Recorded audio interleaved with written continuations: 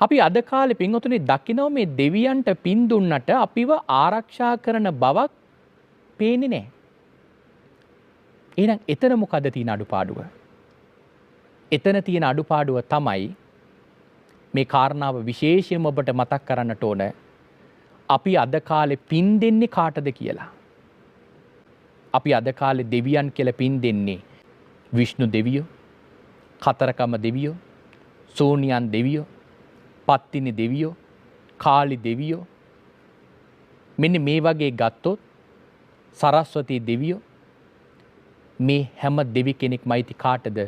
හින්දු ආගමට. අපේ දහමට, අපේ ශාසනයට අයිති දෙවිවරු නෙවෙයි මේ දෙවිවරු. පින්වත්නි, අපි නොදන්නවා වුණාට අපේ ශාසනයට අයිති විශේෂ දිව්‍ය මණ්ඩලයක් පින්වතුනි ලංකාවෙම වාසය කරනවා. මෙන්න මේ කාරණාව ඔබ හැම කෙනෙක්ම සටහන් කරගත්තත් වටිනවා. අපි මොන දෙවියන්ටද පින් දෙන්න ඕන කියලා. පින්වත් පින් අනුමෝදන් කරනකොට අනුමෝදන් කරන්න කාටද? මේ සම්බුද්ධ ශාසනය රකින්න ඉන්නේ බොහෝ දෙනෙක් හිතන්නේ විෂ්ණු දෙවියෝ කියලා. විෂ්ණු දෙවියෝ නෙවෙයි මේ සම්බුද්ධ ශාසනය රකින්නේ. සම්බුද්ධ ශාසනය රකින්න බාරකාර දෙවියෝ තමයි උපුල්වන් දෙවියෝ. උපුල්වන් දෙවියෝයි විෂ්ණු දෙවියෝයි කියලා කියන්නේ දෙවිවරු දෙන්නේ. එහෙනම් අපි පින් දෙන්න ඕන කාටද? උපුල්වන් දෙවියන්ට. ඊළඟට පින්වත්නි, දෙවිවරු බොහෝ ප්‍රමාණයක් අපේ ධර්මයේ සඳහන් කරලා තිබෙනවා. නමුත් ওই පින්වතුන්ට විශේෂයෙන්ම වැදගත් වෙන දෙවිවරු පිරිසකගේ නම් ටිකක් මම ඔබට සිහිපත් කරන්න.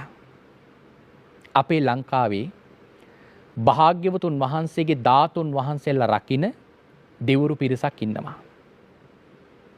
ආන්න ඒ දෙවිවරුන්ටවත් අඩුම තරමේ ඔබ පින් අනුමෝදන් කරන්න ඔබ කරන පින්කම් වලින්. කොහොමද? දැන් ගත්තොතින් කැලණි මහා විහාරයට අධිග්‍රහිත දෙවි කෙනෙක් ඉන්නවා. කවුද කැලණි මහා විහාරයට අධිග්‍රහිත දෙවිවරු? මණියක් එක නාගරාජයන් වහන්සේ. අපේ ධර්මයක සඳහන් කරලම තියෙනවා. නමුත් අපි කැලණි පුදුබිමට ගිහිල්ලා පින් දෙන්නේ නම් වෙන දෙවි කෙනෙකුට. නමුත් ධර්මයේ සඳහන් කරලා තිබෙන්නේ මණියක් එක නාගරාජයන් වහන්සේ තමයි කැලණි මහා විහාරයට අධිග්‍රහිත වෙන්නේ. ඊළඟට රුවන්වැලි මහා සෑයට අධිග්‍රහිත වෙන්නවා විශාල රූප කියලා දෙවි කෙනෙක්. රුවන්වැලි මහා සෑය ආරක්ෂා කරන්නේ විශාල රූප කියලා දෙවි කෙනෙක්. මිරිසවැටිය ආරක්ෂා කරන්නේ ඉන්දක කියලා දෙවි කෙනෙක්. තූපාරාමයේ ආරක්ෂා කරන්නේ පතවි පාල කියලා දෙවි කෙනෙක්. ශ්‍රීපාදස්ථානයයි මහියංගන සෑරදානන් වහන්සේ ආරක්ෂා කරන්නේ සුමන සමන් දිවි රාජෝත්තමයන් වහන්සේ.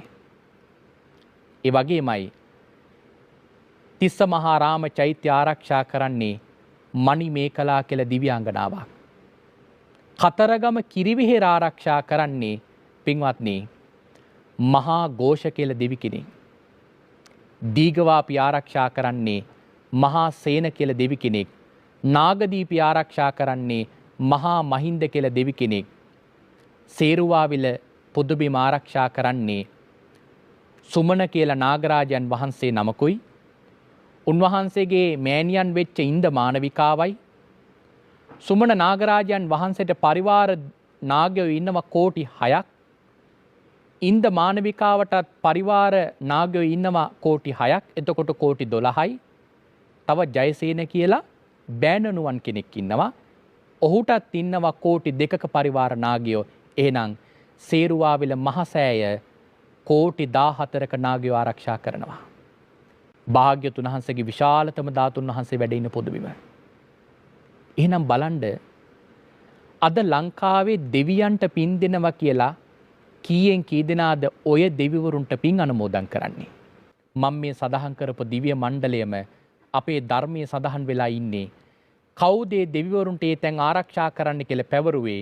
භාග්‍යවතුන් වහන්සේ මේ ලංකාවට වැඩම කරපු වෙලාවේ. ඔය සියලුම ස්ථානයන් වලට වැඩම කරලා අනාගතයේ මේ තැන්වල මෙවැනි ධාතු චෛත්‍යයන් නිර්මාණය වෙනවා.